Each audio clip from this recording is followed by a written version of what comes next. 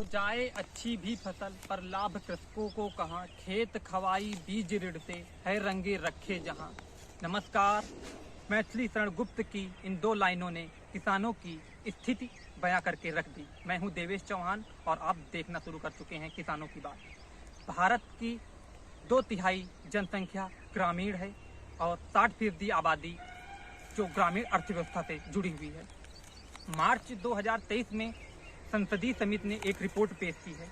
2015-16 के बीच में किसानों की हर महीने की औसत आमदनी 8,059 रुपये बताई गई।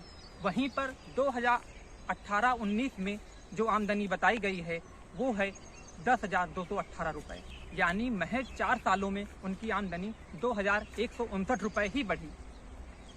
यदि 4 सालों में उनकी आमदनी 2,159 रुपये बढ़ी और 10,218 रुपये इस समय है, तो उनके खर्च में भी तो बढ़ोतरी हुई है।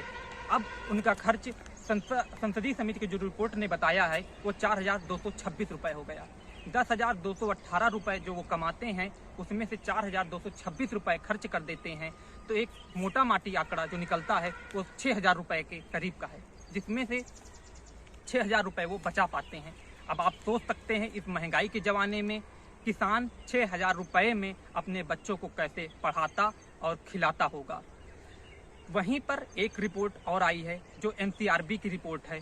उस रिपोर्ट में बताया गया है कि 2015 से 19 के बीच में हमारे देश के 55,266 किसानों ने आत्महत्या कर ली।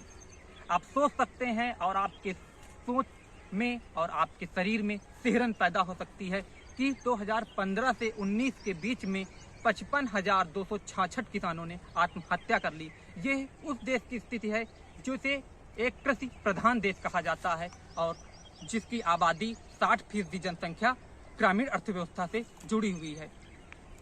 और जो ये 4 सालों में उनकी आमदनी, किसानों की आमदनी 2,159 रुपये ही बढ़ी है, वहीं पर हमारे नेताओं की आमदनी आप तो समझ सकते ही होंगे कितनी ज़्यादा बढ़ जाती है। हर 5 साल के आंकड़ों में जब वो चुनाव आयोग को अपने संपत्ति के आंकड़े देते हैं तो करोड़ों में आमदनी उनकी बढ़ जाती है, लेकिन हमारे देश के किसानों की आमदनी नहीं बढ़ती है और उनकी हालत वैसी ही बनी हुई है जैसे 1 साल, 4 साल, 5 साल, 6 साल पहले ही बढ़ी हुई थी। सरकारें बदल जाती हैं लेकिन उनकी स्थिति बिल्कुल नहीं बदलती है। नीति नियंता जो हमारे राज्यसभा और लोकसभा में, विधानसभा में और विधान परिषद में बैठे हुए हैं, वो क्या सोचते होंगे हमारे देश के किसानों के बारे में, ये वही बता सकते हैं। उन्हीं के आंकड़ों में बात की जा सकती होगी, लेकिन ये जो आंकड़े आए हैं ये चिंताजनक और सिहरन पैदा करने वाले हैं।